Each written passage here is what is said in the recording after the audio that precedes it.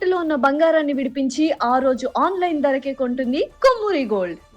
నమస్కారం, సుమన్ టీవీకి స్వాగతం. నేను గీతాంజలి. కాంచీపురంలో జూలై 31వ తారీఖు, ఆగస్టు 1, అలాగే ఆగస్టు 2వ తారీఖు, మొత్తంగా ఈ 3 రోజుల పాటు కోటి ప్రత్యంగిర మహాయాగం జరగబోతోందండి. శ్రీ విద్యా జ్ఞానపీఠం పీఠాధిపతులు గురువర్యులు శ్రీ గురు కరుణామయ్య గారి ఆధ్వర్యంలో ఈ కార్యక్రమం జరుగుతుంది. ఉచితంగా అందరూ పాల్గొనవచ్చు. సాధారణంగా మన ఇళ్లల్లో ఇలాంటివి చేసుకోవటం కష్టం అండి.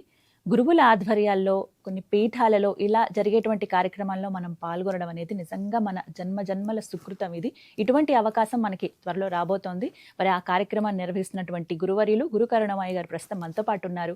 వారితో మాట్లాడి ఎవరెవరు రావచ్చు, అసలు ఎందుకు చేస్తున్నారు, కోటి ప్రత్యంగిర అంటే అసలు అద్భుతమైన విషయం అది, ఎందుకు ఈ సంకల్పం చేశారు, ఈ వివరాలన్నీ గురువు గారి మాటల్లో విని తెలుసుకుందాం. గురుగారు నమస్కారం అండి. నమస్కారం.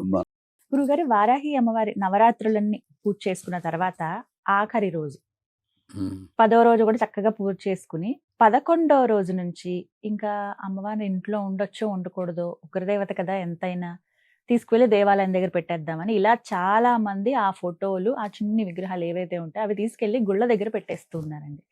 ఇలా చేయొచ్చా? చేయటం ఎంతవరకు సమంజసం? అసలు ఇంట్లో ఉండొచ్చా ఫోటో? అంటే ఎక్కడ పెట్టుకోవాలి? పూజా మందిరంలో కాకపోయినా ఇలా హాల్లో కానీ, లేకపోతే అందరి చూసే చోట ఇలా ఎక్కడైనా పెట్టుకోవచ్చా అసలు వారాహి అమ్మవారి ఫోటో? మంచి ప్రశ్న అడిగారు. విశేష దినాలు ఉన్నాయి. ఇప్పుడు గణపతి నవరాత్రులు వస్తాయి.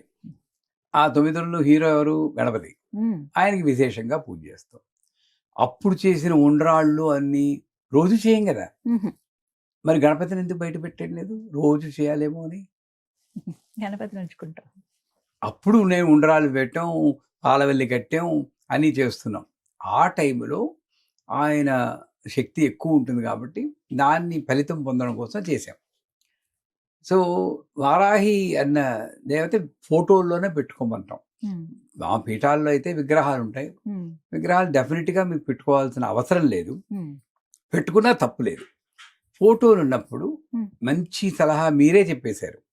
ఆ ఫోటోల్ని పూజ అయిపోయాక మీకు అంతగా ఫోటో అక్కడే ఉంటే అక్కడే ఉంది, దూపం చూపించాలి అని మనసు పీకుతూ ఉంటే ఆ ఫోటోని లివింగ్ రూమ్, అందరూ వస్తారు కూర్చుంటారు కదా, ఆ రూమ్లో పెడితే చాలా మంచిది.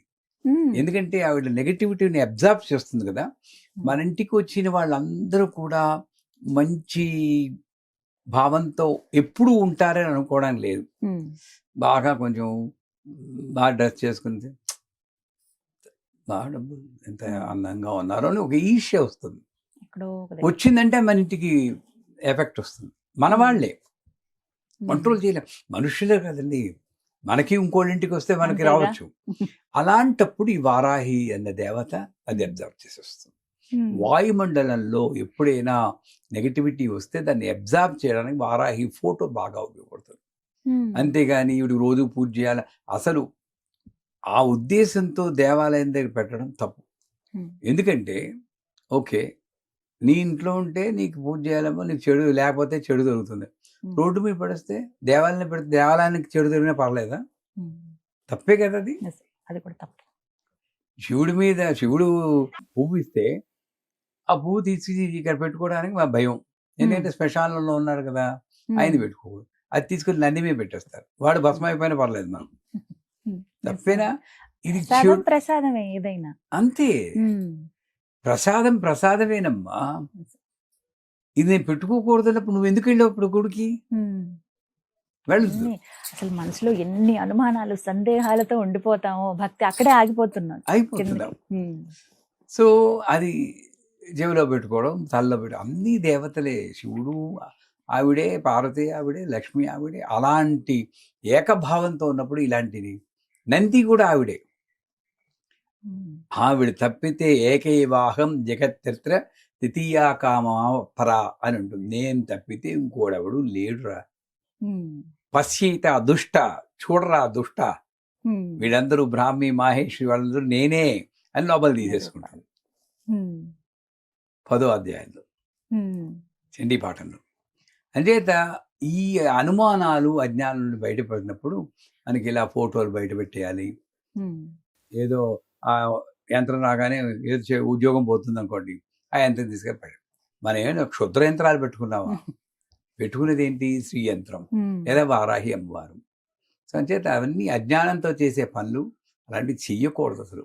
ఉమ్, మీరన్నట్లు లివింగ్ రూమ్లో పెట్టుకుని పూజ కూడా చేయక్కర్లేదు. ఉమ్, సర్వదేవ నమస్కారం కేశవం ప్రతిష్ఠితి. మీ ఛానల్లోనే ఒకసారి చెప్పాను. ఉమ్, పూజ గదిలో అందరినీ ఇరికించి పెట్టి ఒక స్టోర్ రూమ్లా తయారు చేయకండి.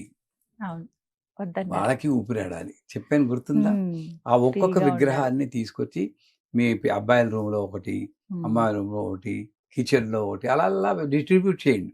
ఉమ్, వీలుంటే రోజు ఒక పువ్వు పెట్టండి అక్కడ. ఉమ్, మెయిన్ పూజ ఇక్కడే చేయండి. అన్నీ ఆవిడకే వెళ్తాయి. ఉమ్, ఈ నమ్మకం నాకు ఉండాలి. అక్కడ నుండి నా సగం జీవితం దూపం ఇలా చూపించడం, ఇలా చూపించడం, ఇలా చూపించడం, పువ్వులు పెట్టి ఆ పువ్వు తీయడం, ఈ పువ్వు తీయడం, దీంతో నాకు టైం వేస్ట్ అయిపోయింది. ఉమ్, సో డిస్ట్రిబ్యూట్ చేసి ఒకే విగ్రహం, ఒక దీపం ఇప్పుడు ఎంత ప్రశాంతంగా ఉంటుంది. ఒక నాదం, తంబూర శృతి పెట్టుకుంటే అప్పుడు పూజ గది అంటే ఏమిటో మనకు నిజంగా అర్థమవుతుంది. అంచేత వారాహి నవరాత్రులు చెప్పేం కదా అని చెప్పేసి ఇవన్నీ తీసుకెళ్ళి మళ్ళీ 10వ రోజు గుళ్ళదే పెట్టి ఆ గుళ్ళ వాళ్ళంతా మన ఇద్దరి మీద పడతారు వాళ్ళు. అంచేత మీరే చెప్తున్నారని. ఆ ప్రభావం మాకు రానివ్వకండి. ఏదో మంచి చెప్పడానికి ట్రై చేస్తున్నా కనుక ఉమ్, మీ ఇంట్లోనే పెట్టుకుని లివింగ్ రూమ్లో పెట్టుకుంటే ఉమ్. బాగా పనిచేస్తుంది. అలాగే వారాహి ఇదే మాదిరిగా చెప్పేటువంటి ఇంకొక దేవత అమ్మవారి అంగరక్షకురాలిగా చెప్తారు, ప్రత్యంగిర అమ్మవారి. అయితే అమ్మవారు కూడా ఒకరి దేవతే కదా ప్రత్యంగిర అంటే. ఆ రూపం చూస్తే సింహం ముఖంతో ఉంటారు. ఆవిడ కూడా భయంకరంగా ఉంటారు కదా, మనం పూజించొచ్చా అసలు? భయంకరంగానే. ఇది చాలా మంది ప్రత్యక్షంగా నన్ను అడిగిన మాట గురువు గారు. గుళ్ళ దగ్గర ఇలా కనిపించినప్పుడు ప్రత్యంగిర అమ్మవారి గురించి మీరు మొన్న ఒక వీడియో చేశారండి, కానీ మాకు ఎందుకో ఏదో తెలియని భయం ఉంటుంది పూజ చేయాలన్నా మొక్కుకోవాలన్నా. అసలు అమ్మవారు ఎందుకలా ఉంటారు, ఏ రూపం అది, ఎందుకు అంటే ఏం చెప్పాలనుకున్నారు ఆ రూపంతో? అందరూ పూజించుకోవచ్చా, నియమాలు ఉంటాయా? కొంతమంది చెప్పారండి ఇలా హోమం చేయించుకోండి ఇలా అని, మంచిదేనా? ఇలా ఎన్నో సందేహాలు అడుగుతూ ఉన్నారు, ఏం చెప్తారు? కొంచెం చిన్న జ్వరం వచ్చితే ఉమ్. మామూలు పారాసిటమాల్ వేసుకుంటే తగ్గుతుంది. అవును. కొంచెం ఓ 10-15 రోజులు ఉండంటే యాంటీబయాటిక్ ఇస్తారు. అప్పటికి తగ్గకపోతే దాని ట్రీట్మెంట్ వేరేలా ఉంటుంది. హాస్పిటల్లో పెట్టి వేరే ట్రీట్మెంట్ అడ్మిట్ ఇస్తారు. అవ్వాలి. అలాగా మన జీవితంలో వచ్చే కొన్ని సమస్యలకి ఒక రకమైనటువంటి శక్తిని నేను ఆరాధిస్తే సరిపోతుంది. కానీ ఇలాగ తెగని సమస్యలతో ఉన్నప్పుడు చాలా ఎక్కువగా దెబ్బలాట్లు, చాలా ఎక్కువగా నరఘోష, శత్రుబాధ. ఈ శత్రుబాధ ఉందో లేదో తెలియదు, ముందు మనకి అనుమానం, వాడు ఏదో చేతబడి చేసేయడము, వీడు చేసేయడము, వాడు చేసేయడం, భయపడుతూ ఉన్నప్పుడు అటువంటి సమయాల్లో మనం రక్షించడానికి ప్రత్యంగిర అన్నాం. ఆవిడ ఉపాసన నేను చేయమంటలేదు, ఆవిడ పూజ చేస్తే మంచిది. పూజ చేసుకుంటే పూజ ఆ పర్టికులర్ ఒకరోజే, ఆ ఒకరోజు 2 రోజులు 3 రోజులు గురువుగారు ఏం చెప్తే అది ఆడ గురువుగారు. ఈవిడ్ని కృత్య అంటారు, నియమించబడినది, పెర్మనెంట్ కాదు, ఈ పని కోసం నియమించాను. సింహముఖి, నారసింహి, అలా పురుషి అనే పదం కూడా ఉంటుంది. అంటే ఆవిడ పని ఏమిటి? అందులో ప్రత్యంగిరలో అథర్వ భద్రకాళి ప్రత్యంగిర, నారాయణ ప్రత్యంగిర చాలా ఉన్నాయి. నాకు సాత్వికమైన ప్రత్యంగిర మంత్రం తీసుకుని మనం చేసుకుంటే మంచిది. ఇప్పుడు మేము సందర్భం వచ్చింది కానీ చెప్తున్నాను, మీకు ఈ పని తెలిసే ఉంటుంది, మీరే పెట్టారు. జూలై 31, ఆగస్టు 1, ఆగస్టు 2, 3 రోజులు కోటి ప్రత్యంగిర. మీరు ఒక ప్రత్యంగిరకే భయపడవద్దు. అసలు కోటి ప్రత్యంగిర నేను చూసి ముందు షాక్ అయ్యాను గురువు గారు, చాలా పెద్ద కార్యక్రమం, ఎలా చేస్తున్నారో అసలు అని అనిపించింది. కోటి ప్రత్యంగిర అక్కడ మీరు, మనం ఎందుకు భయపడుతున్నాం తెలుసా అండి? మనల్ని చూసి మనమే భయపడుతున్నాం నిజం చెప్పాలంటే. ఎందుకంటే నేను ఎందుకు ప్రత్యంగిరని ఉపాసిస్తున్నానో నాకు అర్థం అవ్వట్లేదు. నేనంటే నేను కాదు, మీరు అందరూ. ఈ ప్రత్యంగిర ఇంత పెద్ద హోమం 1500 మంది దాకా వచ్చి చేస్తున్నారు. 64 హోమగుండాలు పెట్టి పెద్ద ఎత్తునే కోటి ఆహుతులు పడతాయి. సంకల్పం ఏమిటి అన్నది ముఖ్యం. నీ సంకల్పం ఎదుటివాడిని ఎవరినో ఉద్దేశించి వాడిని హింసించాలి ఉంటే ఎవ్వడూ ఒప్పుకోడు, అర్థం. అప్పుడు ప్రత్యంగిర అంటే నీకు భయం వేస్తూ ఉంటుంది. ఈ సంకల్పం ఏం చెప్తామో చెప్తున్నాను. అస్మిన్ గృహే అంటే నా ఇంట్లో, ఇదే అక్కడ చెప్పబోయేది. అస్మిన్ బంధుజన గృహే. ఆ హోమం చేయడానికి వచ్చిన వాళ్ళు నాకు 600 మంది పైగా నాకు తెలియదు. ఈ 1500 మందిలో 600 మంది బయట లలితా సహస్రనామ గ్రూపులు వాళ్ళు, విజయవాడ నుండి, రాజమండ్రి నుండి, బెంగళూరు నుండి గ్రూపులుగా వస్తున్నారు. వాళ్ళని తెలియదు, వాళ్ళందరూ నా బంధువులు. అస్మిన్ బంధుజన గృహే, అస్మిన్ శ్రీ గురు. నేను నా శిష్యులు కాదు, అమృతానంద నాథ సరస్వతి వారు, తర్వాత మిగతా వాళ్ళు గురువులు ఉంటారు, వాళ్ళు శ్రీ గురువులు, వాళ్ళ గురువు. అస్మిన్ శ్రీ గురు సమస్త శిష్య కోటి గణ గృహే కలిపేసుకున్నాం. సర్వేషాం, అన్ని చోట్ల, ఇక్కడే కాదు, పాలస్తీనాలోను, గాజాలోను, ప్రపంచంలో ఎక్కడున్నా సర్వదోష పరిహారార్థం. అంటే ఏ దోషం ఉన్నా గ్రహదోష, వాగ్దోష, కర్మదోష పరిహార ద్వారా. ఇకపోతే ఏం కోరుకుంటున్నాను? సద్బుద్ధి, సచ్చింతన, సత్కర్మ యోగ్యత సిద్ధ్యర్థం. ఎక్కడ ఉగ్రం ఉంది ఇందులో? సద్బుద్ధి, సచ్చింతన, సత్కర్మ యోగ్యత సిద్ధ్యర్థం, సద్ధర్మ పరాయణత యోగ్యత సిద్ధ్యర్థం. ధర్మంగా అందరూ నడుచుకోవాలి. అన్యోన్య దాంపత్య సానుకూల సిద్ధ్యర్థం, సకల శత్రు పరాజయ సిద్ధ్యర్థం. నాలో ఉన్న కోపాలు అన్ని పుణ్యకీర్తి సిద్ధ్యర్థం. మంచి పనులు చేసి అందరూ మెచ్చుకుని ఇలాంటి వాడు ఉండాలి అనే పుణ్యకీర్తి సిద్ధ్యర్థం. సద్గురు కటాక్ష సిద్ధ్యర్థం. యథాశక్తి అన్యోన్య సహాయన మహాకోటి ప్రత్యంగిరాహవనం కరిష్యే. చెప్పండి, ఇక్కడ భయపడడానికి ఏముంది? అనుగ్రహించమ్మా, ఇంత అన్ని సాత్వికంగా ఉన్నవే. ఏమీ లేదు, ఉన్నాయి. జిహ్వాం కిలయ బుద్ధిం ఉన్నాయి, అవి జోలికే వెళ్ళొద్దన్నారు మా గురువుగారు. అటు ఆలోచనే వద్దు. ఇంకోటి ఏంటంటే, సామూహిక పారాయణ, సామూహిక హోమాలు ఉన్నప్పుడు ఎవళ్ళు మిస్ చేసుకోవద్దు. ఎందుకంటే ఇప్పుడు కోటి ప్రత్యేకతకు వస్తే ఒకళ్ళు చేస్తే ఒకటే హోమం, కోటి ప్రత్యంగిలో చేసిన ప్రతి ఒక్కళ్ళు కోటి ప్రత్యంగ ఫలితం వస్తుంటారు.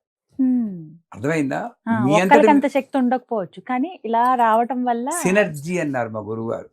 ఒకళ్ళు చేస్తే ఎనర్జీ, కలిసి చేస్తే సినర్జీ. అన్ని కలిపి ప్రతి ఒక్కళ్ళు కోటి ప్రత్యంగ చేయాలంటే మీ వల్ల కాదు, నా వల్ల కాదు, చేయలేవు. అంతసేపు అన్ని ఆహుతులు చేస్తూ జీవితకాలం సరిపోతుంది. ఆ కోటి ప్రత్యంగర చేసిన ఫలితం ప్రతి ఒక్కళ్ళకి వస్తుంది. కోటి లలిత పారాయణ, అలా లక్ష కుంకుమార్చన ఇలా చేస్తూ ఉంటాం. నెంబర్ గేమ్లోకి వెళ్ళకూడదు మనం, ఇదంటే నెంబర్ గేమ్. కానీ వచ్చినప్పుడు, అవకాశం వచ్చినప్పుడు శ్రద్ధగా, భక్తిగా, భయం లేకుండా కరెక్ట్గా స్వాహ అన్నప్పుడు, ఇప్పుడు వీళ్ళెవరో తెలియదు, ఎలా చేస్తారో తెలియదు. అసలు ప్రత్యేకరంటే వాళ్ళకి భయం ఉంటుంది, కానీ నాకు వీళ్ళంటే భయం ఉండాలి నిజంగా చెప్పాలంటే. క్షమించాలి, ఎందుకంటే వాళ్ళు ఏం తప్పు చేసినా నాకే వస్తుందండి. శాస్త్రంలో ఎవడు కర్తో నిల్చున్న వాడికి, వాడు తప్పు చేస్తే వీడికి వస్తుందా, వాడు మంచిగా చేస్తే పుణ్యం వాడిదేట. అన్యాయమేనా? న్యాయమే గురువు గారు, మా అందరికి వస్తుంది కదా, సంతోషం. ఒక హోమం జరిగితే 25%, 25% రాజుకి వెళ్తుంది. అంటే ఆ తమిళనాడులో చేస్తున్నాం కాబట్టి ముందు ఆ విజయ్ జోసెఫ్ గారికి వెళ్తుంది, తమిళనాడు ముఖ్యమంత్రి. ఆయన సొంతం కాదు, ఆ 25% పెట్టుకుని తమిళనాడు ప్రజల్ని కాపాడుతుంటాం. దాంతోపాటు దేశ ప్రధాని, దేశ రాష్ట్రపతి వాళ్ళకి వెళ్తుంది, వాళ్ళు ఇచ్చేస్తారు. ఆ ఏరియా ఎంతవరకు కోటి అనేటప్పుడు అంత ప్రభావం ఉంటుంది. 25% చూసేవాడు, చేయకపోయినా సరే చూసేవాళ్ళకి వెళ్తుంది.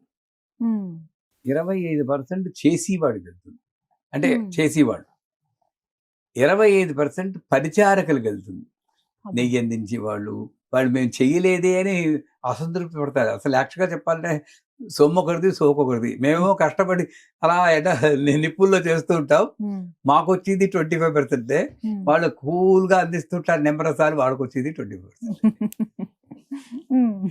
ఈ 25% చేసేవాడికి వస్తుంది కాబట్టి దక్షిణ ఇచ్చి వాడు కొనుక్కుంటాట. మళ్ళీ కర్తకు వచ్చిన 25% మళ్ళీ దక్షిణాపూర్వకంగా కొనుక్కుంటారు, అది వేరేది.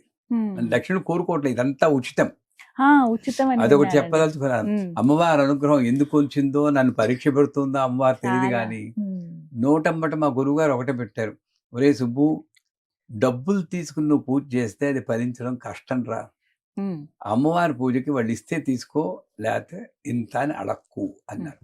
ఎప్పుడో చిన్నప్పుడు. అలాగే వెళ్ళిపోయింది జీవితం, వెళ్ళిపోతుంది 72 ఏళ్ళు. ఈ కోటి ప్రత్యేకరికి చెప్తున్నాను, ఒక్క నెయ్యికి 19 లక్షలు అవుతుంది.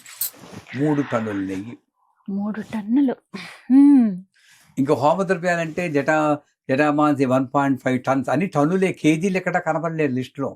దానికి 38 లక్షలు. టెంట్లు మనకి చేయాలంటే టెంట్లు వేసుకోవాలి కదా. 3 టెంట్లు వేసాం, 64.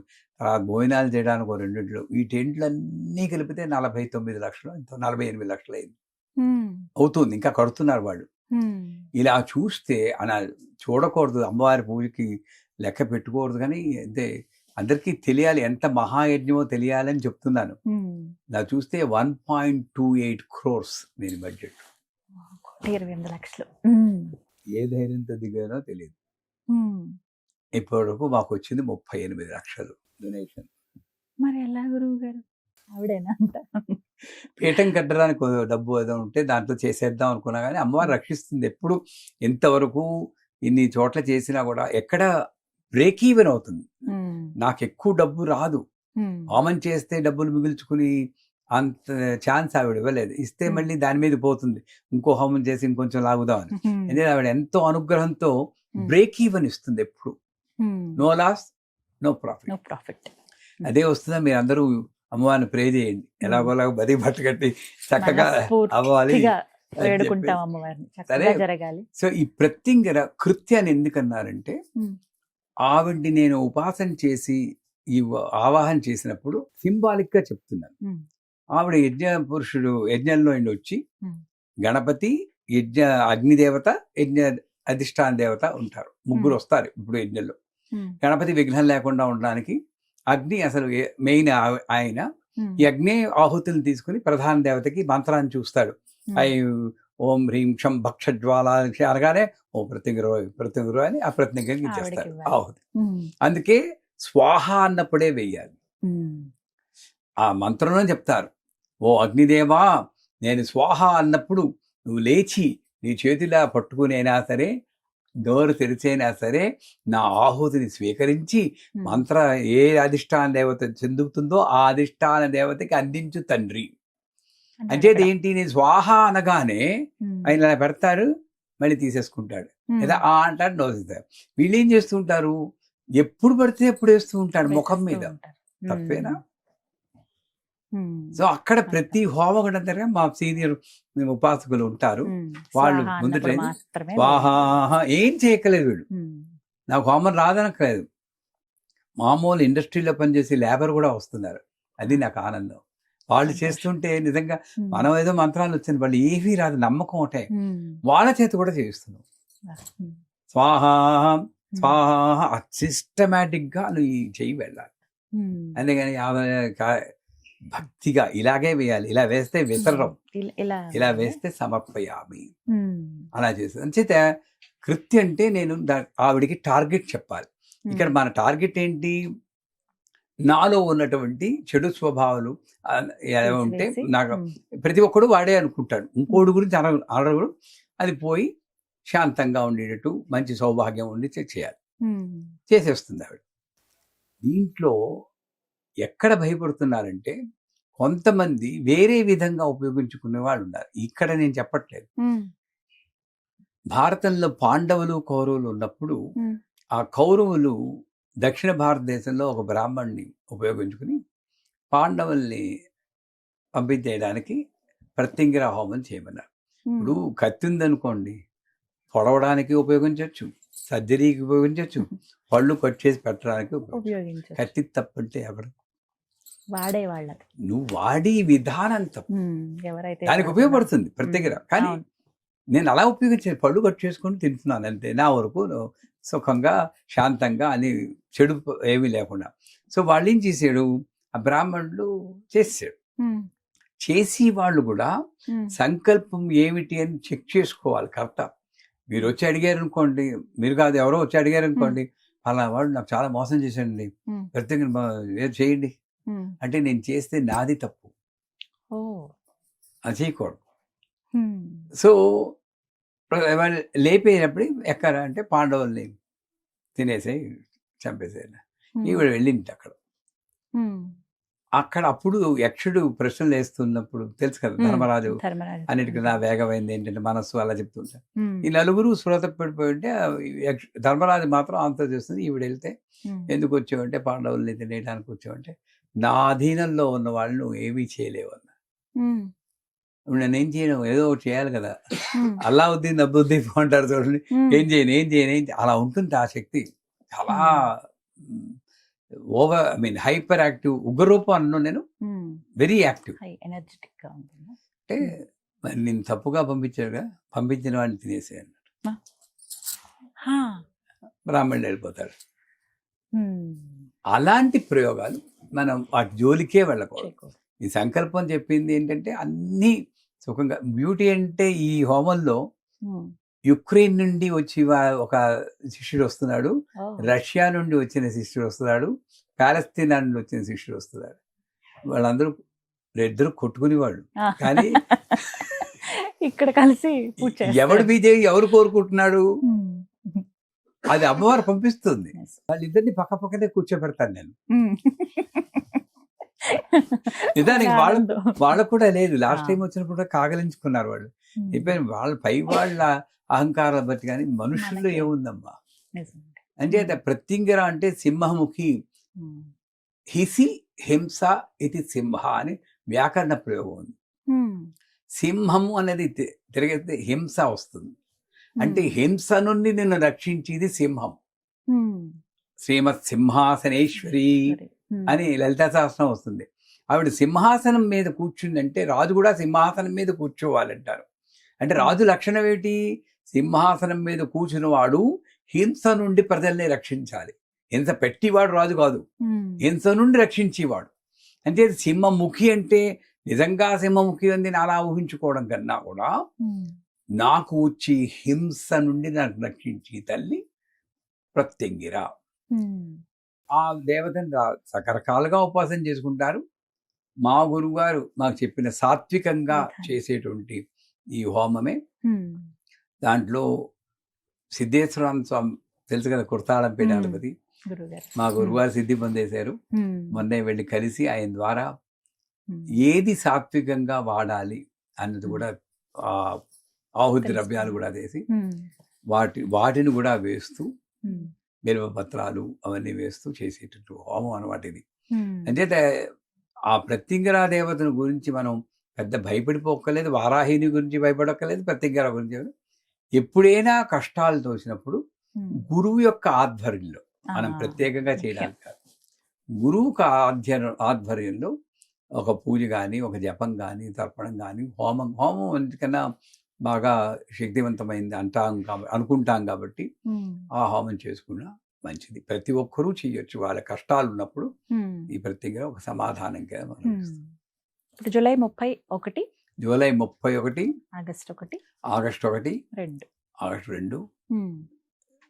చెప్పాలంటే ఇంకోటి చెప్తున్నాను, అమ్మవారు కొంతమంది కొంతలా పరీక్ష పెడుతుంది, కొంతమందిని ధనం ఇచ్చి పరీక్ష పెడుతుంటుంది. అది పరీక్షే. మనం అనుకుంటాం ధనం అనుగ్రహం అని. ఇంత ధనం ఉన్నా కూడా వీడికి ధార్మిక బుద్ధి పోకుండా, నన్ను మర్చిపోకుండా, ధనం లేనప్పుడు ఎంత తీవ్రంగా ఉపాసన చేశాడో ధనం వచ్చే కూడా అంతే ఉన్నాడా లేదా అని పరీక్షించడం కోసం ధనం. ఇంకోటి ఏంటంటే వీడికి ధనం లేకుండా ఇబ్బంది పడుతున్నట్టు కూడా,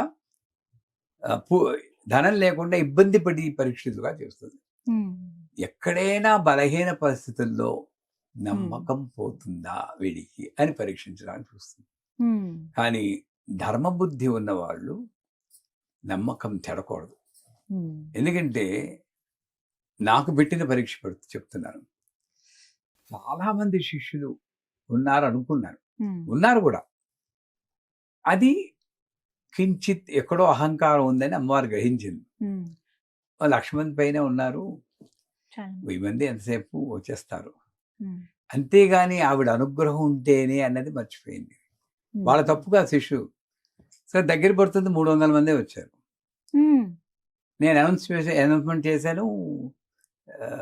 మీ దీంట్లో కూడా వచ్చేసింది 300. ఎట్టి పరిస్థితుల్లో 3 రోజులు అవ్వదు.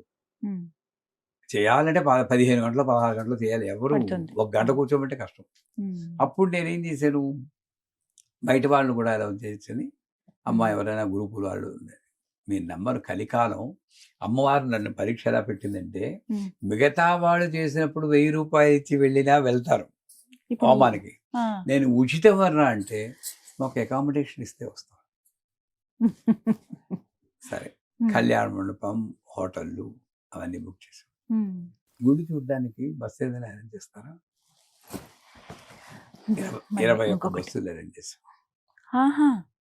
నాలుగు పోలు ఖర్చులు అది ఇచ్చుకోలేనమ్మా. అంటే ఎంత పరీక్ష పెట్టిందో చూడండి. ఎలాగైనా వీడు సంకల్పాన్ని వదులుకుంటాడా చూద్దాం. మొండి పట్టుదలతోటి నువ్వు పెడుతూ ఉండు, నువ్వు అనుగ్రహిస్తావు నాకు తెలుసని మొత్తానికి 1500 మంది. ఇప్పుడు మొత్తం కాంచీపురమే ఇంత ఊరు. ఎన్ని హోటల్స్ ఉంటాయి, ఎన్ని కళ్యాణం ఉంటాయి, వీధి వీధంతా కూడా కళ్యాణ పాలన్నీ బుక్ చేసుకుంటూ వస్తున్నాం అనమాట. సో చేత మీ వాళ్ళు మీ అనుగ్రహంతో ఇది సక్సెస్ఫుల్ గా అవ్వాలి. ఒక కళ్యాణం కోసం చేసేటువంటి ఈ యొక్క హోమం ఇది ఒక్కటి సక్సెస్ కాదు. నా ఇంకా బృహత్ సంకల్పం ఏంటంటే, ఈ హోమం ఇంత ఎత్తుని చూసి ప్రతి ఒక్కళ్ళకి ఇంత ఎత్తుని వాళ్ళు చేయగలని మన ఇంట్లో కొంచెం అప్పుడప్పుడు ప్రత్యంగిర హోమం చేసుకోవడానికి పర్వాలేదు అన్న నమ్మకం రావాలి. అది అందుకు ఈ యొక్క హోమాలు జపాలు ఇవన్నీ ఎందుకు చేయిస్తున్నామంటే, ప్రజల్లో భగవంతుడు అంటే భయం పోవాలి. భక్తి, ప్రేమ, ప్రత్యంగిర మీద కూడా ప్రేమ కావాలి. మీరు ఇలా పెట్టుకున్నా కూడా అమ్మే కదండి కదా, ఖచ్చితంగా. మాస్క్ పెట్టుకుని అమ్మ అనుకోండి, లలిత పరమేశ్వరి ఓ సింహం మాస్క్ పెట్టుకుని వచ్చింది. నన్ను భజించకు, నువ్వు ఎలా ఉంటావో నాకు తెలుసు, మాస్క్ తీసేయి అన్నావు అనుకోండి, భయం ఉండదు. భయం లేకుండా అందరూ పార్టిసిపేట్ చేస్తే సంతోషం. ఉచితం. ఇది మీరు ఇందాక అన్న మాట అయితే నాకు మొదలు అదే బదులుతోందండి. 2వ తారీఖు పూర్ణాహుతి, ఆ రోజు ఆదివారం కాబట్టి ఆ రోజు వెళ్తే అందరికీ తెలుస్తుంది. అది మా అదృష్టం అలాంటి కార్యక్రమాలు చూడడం. అంటే మీరు అన్నట్టుగా ఇవి చూసి ఇంట్లో చేసుకోవాలనే ఆలోచన మీకు ఉంది, కానీ మీలాంటి గురువుల ఆధ్వర్యంలో జరిగేటువంటి, అంటే ఇంత పెద్ద ఎత్తున జరిగేది మేము ఎప్పుడు చూస్తామో మళ్ళీ మా కళ్ళతోటి. నేనే ఇది అందరికి వచ్చిన అవకాశమే కానీ అవకాశం ఎవరో ఒక మనసులో మైండ్లో అసలు సాధారణంగా ఇలాంటి అంటే 3 నెలలు 4 నెలలు టైం తీసుకుంటారండి అడ్వర్టైజ్మెంట్ ఇవ్వాలని. తక్కువ నా చేత ఒక నెల రోజులు ఉందనగా టైము. మీరు సడన్ గానే చెప్పారు నాకు, కోడి ప్రత్యంగిరా అన్న. మా వాళ్ళందరూ ఏంటి ఏం మాట్లాడతారు అయిపోయింది అనేసి ఇంకంతే మీకు చెప్పేశారు. ఎందుకంటే మళ్ళీ కమిట్మెంట్ వెనక్కి వెళ్ళిపోకుండా మీలాంటి వాళ్ళు చెప్పేసరికి అందరికి చెప్పేస్తారు కదా, ఇంక వెనక్కి వెళ్ళలేను. నన్ను నేనే కట్టేసుకునే స్థితి నేను తెచ్చుకుని అలాగే నేను తలపెట్టిందే కానీ అయిపోతుంది. 100% బ్రహ్మాండంగా అవుతుంది, దాంట్లో సందేహమే లేదు. మీరు అన్నట్టు పరీక్ష పెట్టేది ఆవిడే, మనల్ని గెలిపించేది కూడా ఆవిడే. నాకు మా గురువు గారు తెచ్చవను గంగాళాల గలగలని వింటూ ఉండాలి అన్నదానం చేస్తుంటే, ఆ గండ ఈడుస్తూ ప్రజలు వెళ్తూ ఉంటే ఇది ఒక బ్రహ్మోత్సవం లాంటిది. ఒకసారి కార్యక్రమం వివరాలు చెప్పండి గురుగారు. ఇప్పుడు 31వ తారీఖున ఎలా ప్రారంభం అవుతుంది? 31వ తారీఖు పొద్దున్నే 9 గంటలకి. యాక్చువల్గా వీళ్ళందరినీ బస్సుల్లో 7 గంటలకే తీసుకెళ్ళిపోయి పలహారం చేయించి 9 గంటలకి కూర్చోబెడతారు. అందరి దగ్గర ఒక్కొక్క హోమగుడి అయితే 16 మంది కూర్చుంటారు. ఒక మా వాళ్ళే నెయ్యి వేసి వాళ్ళు ఉంటారు, మా శిష్యులే వేస్తారు. వాళ్ళకి తెలుసు, వాళ్ళు కంట్రోల్ చేసుకుంటూ ఉంటారు ఎలా వేయాలనేది. 9 గంటల నుండి ఒక 3 గంటలు 12 గంటలు మధ్యలో ఒక బ్రేక్ ఉంటుంది, కాస్త నిమ్మరసం అది ఇస్తారు. ఎందుకంటే ఎండ కూడా ఉంటుంది కదా, ఈ ఎండ ఉండదని అనుకుంటున్నాను. సో 12 గంటల బ్రేక్ అయిపోగానే భోజనాలు, ఆ దీక్షా వస్త్రాలు అన్ని దీక్షా వస్త్రాలను పెట్టుకోలేదు, ఉత్తరీయాలు ఇస్తున్నాం అందరికీ. ఎర్ర దీంట్లో ఉత్తరీయాలు ఇస్తే అది కప్పుకొని చేస్తారు. బట్టలు మార్చుకుని భోజనం చేసేసి మళ్ళీ కాస్త విశ్రాంతి తీసుకున్నాక, ఆ విశ్రాంతి కూడా షెడ్యూల్ లాంటివి కొంచెం వేసాం. ఒక 3 గంటల ఆ ప్రాంతంలో మళ్ళీ మొదలెడతాం సాయంకాలం. 3:30కి మొదలెట్టి అక్కడ మళ్ళీ ఒక 3 గంటలు చేసి ఆ హోమం అవగానే కాస్త పాటలు పాడి వాళ్ళు ఎవరు ఉంటే కాస్త ఆవిడకి మరి ఎంటర్టైన్ ఉండాలి కదా, ఎంటర్టైన్ 7 గంటలకల్లా భోజనాలు చేసేసి ఎవరి హోటల్లోకి వాళ్ళు వెళ్ళిపోతారు. మళ్ళీ పొద్దున్నే అలాగే ప్రతిరోజు పొద్దున్న 9 నుండి ఒక 3 గంటలు, సాయంకాలం 3:30, 4 నుండి ఒక 3 గంటలు అయిపోయిందా. 2వ తారీఖు పొద్దున్న నుండి 9 గంటల నుండి 4 గంటలు ఎంతో చేసి మహాపూర్ అయిపోతుంది. అప్పటికి మన కోటి కౌంట్ అయిపోతుంది. గంటకి 600 ఆహుతులు పడతాయి లెక్క పెట్టం. ఇలా లెక్క పెట్టాం మేము. ఆ మంత్రం చెప్పడం, ఒక మంత్రం చెప్పడానికి 6 సెకండ్లు పట్టింది. అంటే నిమిషంలో ఎన్ని చేయొచ్చు? 10 చేయొచ్చు. గంటకి ఎన్ని నిమిషాలు? 60. అంటే గంటకి 600 చేయొచ్చు. ఒక బఫర్ పెట్టుకుంటాం. పోనీ 500 అనుకో. ఎన్ని గంటలు చేస్తే కోట్ అవుతుంది అని చెప్పి డిస్ట్రిబ్యూట్ చేస్తాం.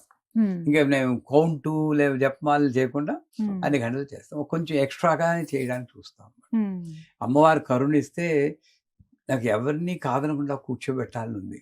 1500 మంది వస్తున్నారు, 1000 మందికే ఛాన్స్.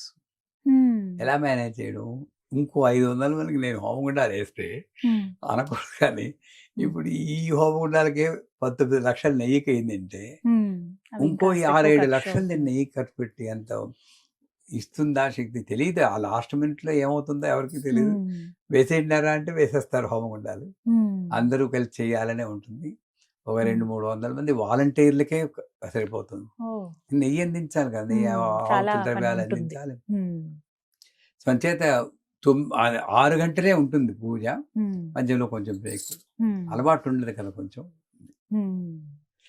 సమిధల్ని కూడా రావి, మర్రి, మోదుగు అలాంటి మంచి శ్రేష్టమైన సమిధల్ని 25 టన్నులు ఎంతో తెప్పిస్తున్నాం. అన్ని కేజీలు భారీగానే కనబడుతుంది సంఖ్య అమ్మకి.